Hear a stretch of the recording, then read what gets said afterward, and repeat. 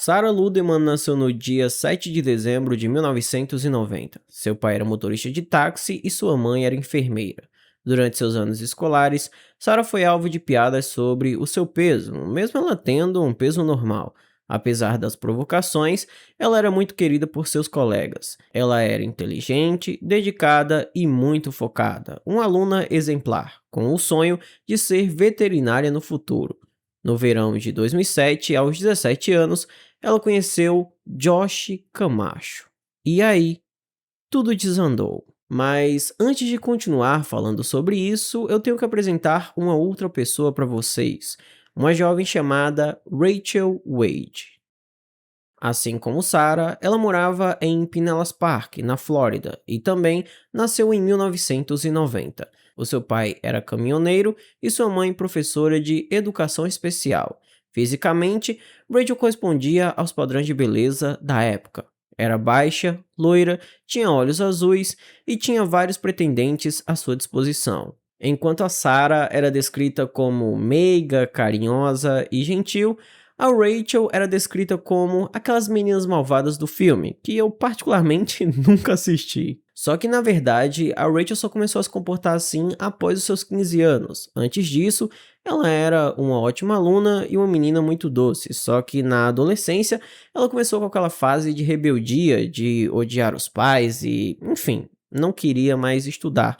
Tanto é que ela acabou até saindo da escola. Inclusive, nesse período, ela acabou sendo flagrada em um carro com um jovem de 19 anos, e por ela ser uma menor e ele já ser maior de idade, ele foi preso por crime sexual. Depois disso, ela continuou se metendo em vários problemas, e inclusive ela foi detida por agredir os próprios pais. E aí, quando tinha 17 anos, ela foi morar com um rapaz que ela conheceu. Só que esse relacionamento, obviamente, não deu nada certo e, inclusive, em uma vez, esse rapaz chegou a colocar uma faca no pescoço dela durante uma briga. E após o término desse relacionamento, ela acabou se reencontrando com um antigo amigo. E é aqui que as vidas da Rachel e da Sarah entram em rota de colisão, porque esse amigo era ninguém mais, ninguém menos que o Josh Camacho.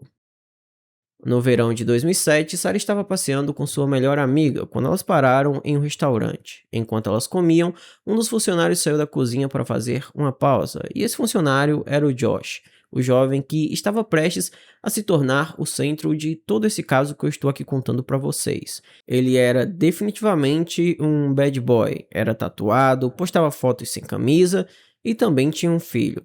Josh, a quem Sarah havia acabado de conhecer, era o mesmo jovem com quem Rachel havia se reaproximado após o término do seu relacionamento anterior. Aliás, nesse período em que ela terminou o relacionamento e começou a se encontrar com o Josh, a Rachel realmente ela tentou mudar de vida. Ela terminou os estudos, arrumou um emprego, alugou um apartamento e pagava o seu aluguel. Então ela de fato deu uma virada completa na vida. Mas ela não havia perdido o hábito de arrumar só caras que não eram nada legais. E o Josh era exatamente esse tipo.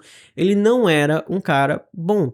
Ele era um cara horrível, ele era uma pessoa podre mesmo. O relacionamento dos dois era cheio de idas e vindas, e ele continuou assim até aquele dia em que a Sarah viu o Josh pela primeira vez. E inclusive, quando o Josh começou a conversar com a Sarah, ele ainda estava se relacionando com a Rachel, dando início a um triângulo amoroso. E se vocês estão acostumados com os meus vídeos, vocês sabem que geralmente os triângulos amorosos acabam sempre em tragédia.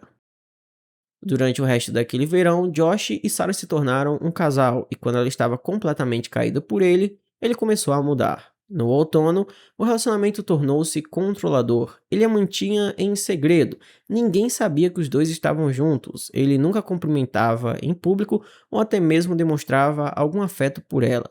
Mas ele continuava mandando no que ela podia vestir. Ela não podia usar shorts curtos e nenhuma roupa que mostrasse demais o corpo.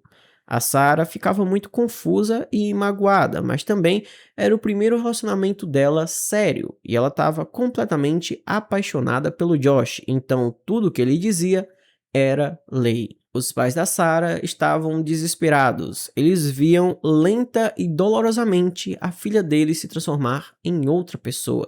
Ela já não queria mais ser veterinária, ela não se importava mais tanto com os estudos, e o Josh, que era o rapaz com quem ela estava se relacionando, não dava a mínima importância para eles. Ele era rude e nunca se importava em cumprimentá-los de uma forma decente. O que é o mínimo, né? Quando você está se relacionando com uma pessoa, o mínimo que se espera é que você tenha respeito por os familiares dela, mas o Josh, ele não os respeitava. E aí, para piorar ainda mais essa situação, a Sarah disse para os pais que queria estudar na mesma escola que o Josh, e eles transferiram ela.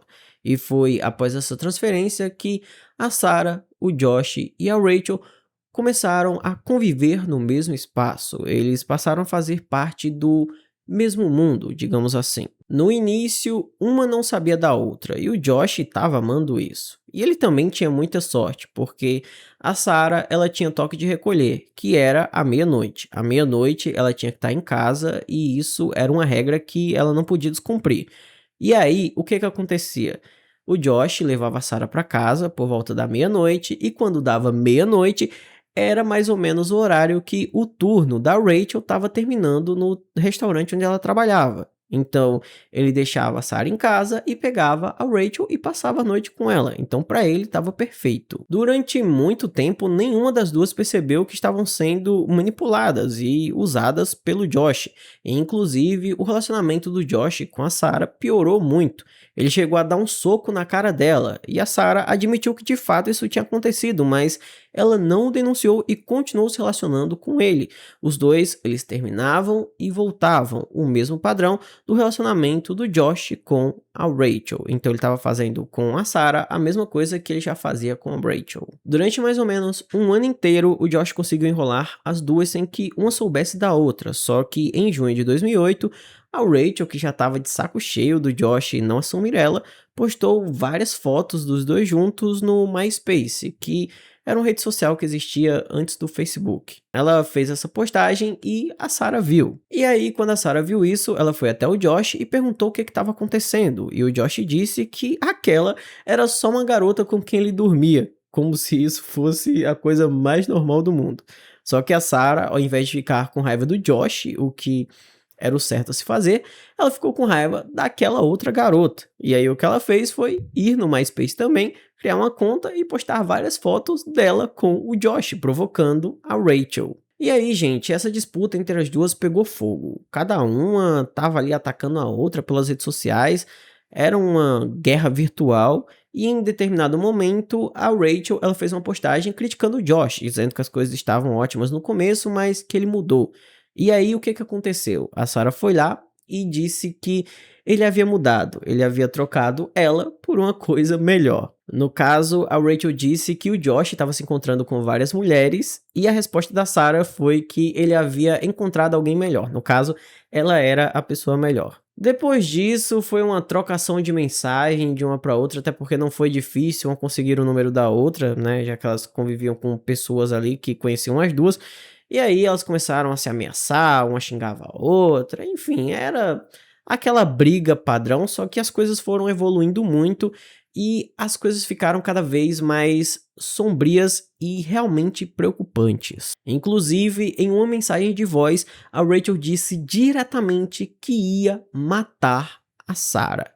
Ela falou exatamente o seguinte: "Eu garanto que vou te matar. Estou te avisando agora. Cuidado.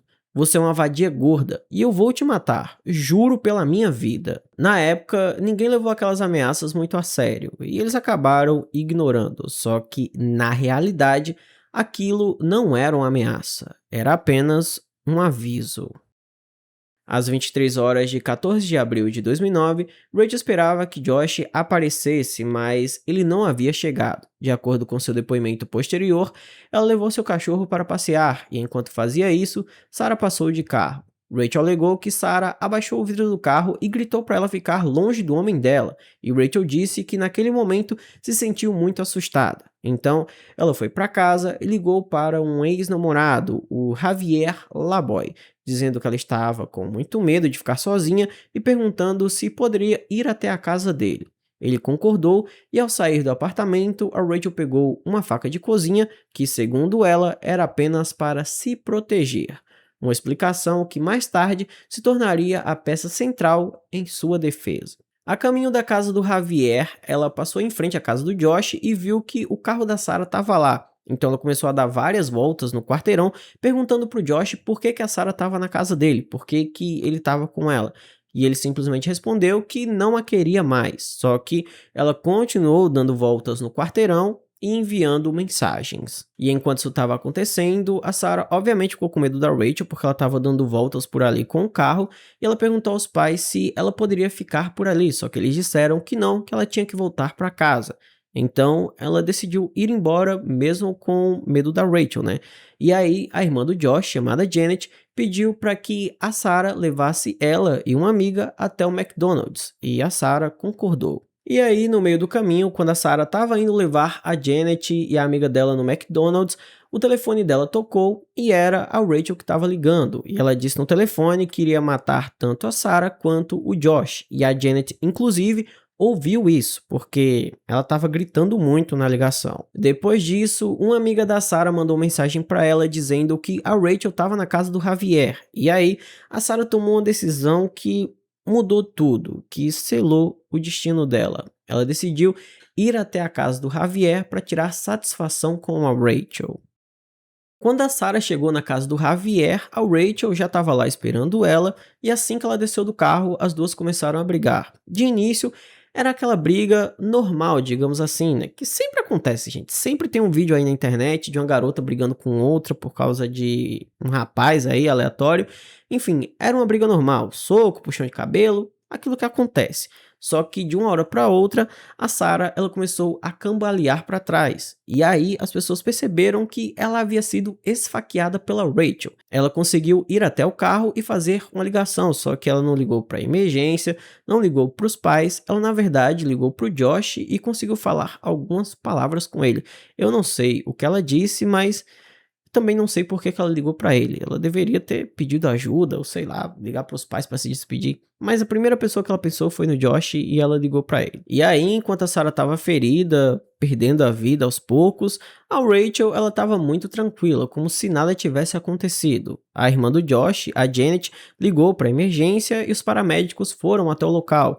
E enquanto a polícia estava chegando, a Rachel pegou a faca dela, jogou no quintal de um vizinho e ficou sentada fumando um cigarro esperando a polícia chegar. E aí, quando a polícia e os paramédicos chegaram ao local, a Rachel ela foi presa, até porque ela já estava esperando por isso, e a Sarah foi levada para o hospital, mas infelizmente ela não pôde ser salva e acabou falecendo durante a madrugada. A Sarah tinha somente 18 anos e acabou perdendo a vida por causa de uma briga por um garoto que não valia a pena.